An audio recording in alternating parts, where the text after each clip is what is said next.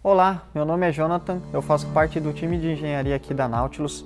A gente vai falar um pouco hoje sobre todos os detalhes de funcionamento e de programação do novo gerador de cloro EasyChlor Home. O vídeo aqui no YouTube será dividido em capítulos, então você pode encontrar a parte que mais te interessa. O produto é destinado para piscinas residenciais de qualquer tamanho e porte, sendo possível inclusive até instalar mais de um equipamento em caso de necessidade, para garantir a quantidade correta de cloro. O equipamento ele funciona através de um processo chamado eletrólise. A eletrólise nada mais é do que a quebra das moléculas por corrente elétrica. Então o equipamento ele vai quebrar as moléculas de sal existentes na água da piscina, recombinando essas moléculas no cloro, que vai fazer o tratamento e manter a sua água sempre saudável e cristalina.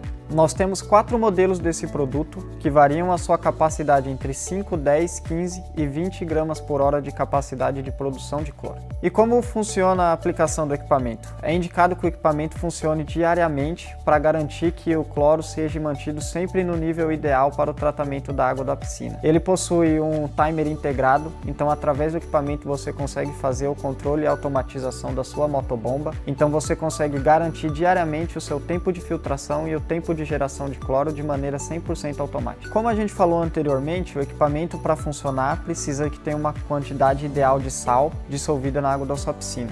Esse sal ele é um sal especial, tem que ser um sal 100% puro ali, livre de impurezas e de metais pesados, para garantir a saúde tanto da água quanto do funcionamento do equipamento. E qual seria essa concentração ideal de sal?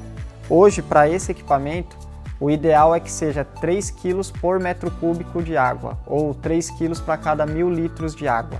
Muitas pessoas têm dúvida se essa concentração de sal é muito alta, se vai ficar parecendo água do mar, algo do tipo. Essa concentração é próxima à concentração de sal que existe na nossa lágrima. Então a água não irrita os olhos, é uma concentração bem baixa de sal. Você pode dissolver 3 gramas de sal em 1 litro de água para saber qual é a sensação que você tem dessa salinidade dissolvida. Bom, e como funciona esse sal dissolvido na água? Esse sal ele fica lá para sempre, a concentração dele diminui conforme o tempo. Bom, o sal ele não volatiliza, ele não é uma substância que evapora, mas você tem a perda dessa concentração de sal com o passar do tempo, porque quando você faz uma retrolavagem, quando você tem um transbordo da piscina por uma questão de chuva, a própria entrada e saída de banhistas leva parte dessa concentração de sal embora. Então, a partir de um certo momento, você precisa fazer uma reposição desse sal. O próprio equipamento no seu display ele vai te informar quando está chegando próximo desse momento. A gente vai ver mais para frente aqui nas partes de programação. E aí você precisa fazer a reposição desse sal. Nós temos um kit de teste que ele vai te indicar qual é a concentração de sal que existe na sua piscina naquele momento, para você conseguir medir e saber qual é a quantidade faltante que você precisa repor ali. Essa quantidade não é a carga total que você fez da primeira vez, aqueles 3 kg para cada 1000 litros. Ela fica ali em torno de 20 a 30% dessa primeira carga, ou seja, em média você vai repor ali 1 kg para cada 1000 litros de água para poder voltar esse sal para a concentração ideal. E qual é o tempo mais ou menos ali estimado que você vai levar para ter que fazer uma reposição? Em média de 4 a 5 meses de uso da piscina. Então a cada 4 ou 5 meses o equipamento ele vai entrar ali na faixa de sal baixo, e aí é o momento de você se programar para fazer essa reposição.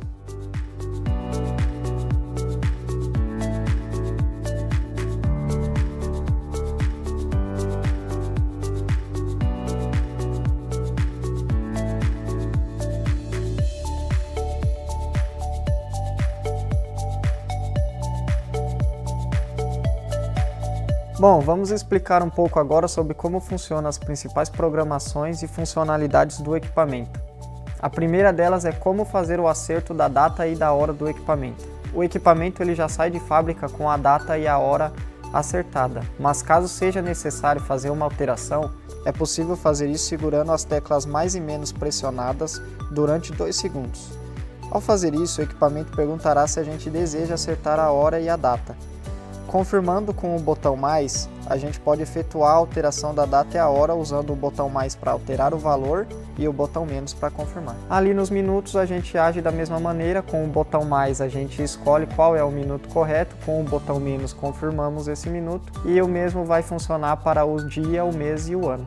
Após finalizar o último dos dados, que é o ano, você aperta a tecla menos e você está com a data e a hora do equipamento acertado. O próximo tópico que a gente vai tratar sobre a programação agora é como acertar o timer de filtração. Então, se você estiver na tela inicial do equipamento, você vai segurar os botões mais e menos. Após soltar essas teclas, o equipamento vai perguntar se deseja acertar a data e a hora. Apertamos o botão menos e desta forma o equipamento irá nos perguntar agora se desejamos programar a filtração. Iremos confirmar que sim com o botão mais e após isso usaremos o botão mais para alterar o valor e o botão menos para confirmarmos até termos definido a hora de ligar e a hora de desligar a filtração e consequentemente a geração de cloro. Após isso, o equipamento voltará para a sua tela inicial e a gente poderá ver no canto inferior direito do display a sigla PRG, que indica que o equipamento já está setado para o modo de funcionamento em programação por timer. O próximo tópico é sobre como programamos a porcentagem de filtração do equipamento. O equipamento ele varia de 0 a 100% a sua porcentagem de geração de cloro, pulando de 5 em 5%. Então, na tela inicial, usando os botões mais e menos, a gente pode aumentar ou diminuir essa concentração de porcentagem de geração de cloro. E como isso vai funcionar no equipamento? Isso vai funcionar diminuindo o tempo que o equipamento passa gerando o cloro.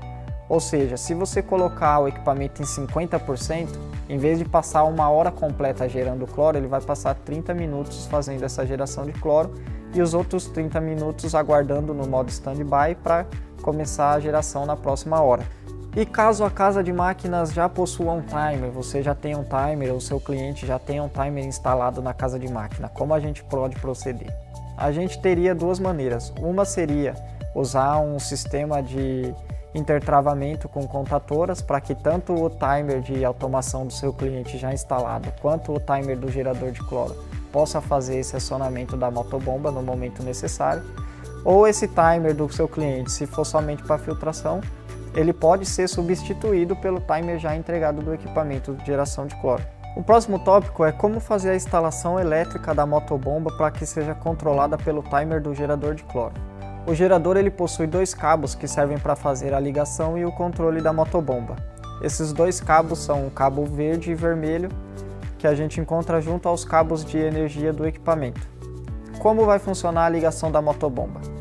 Você pegará uma das fases da sua motobomba, em vez de levar diretamente ao equipamento, essa fase ela vai para o gerador de cloro. Então você vai conectar uma das fases, pode ser o neutro ou pode ser a fase da motobomba, tanto mono quanto trifásica.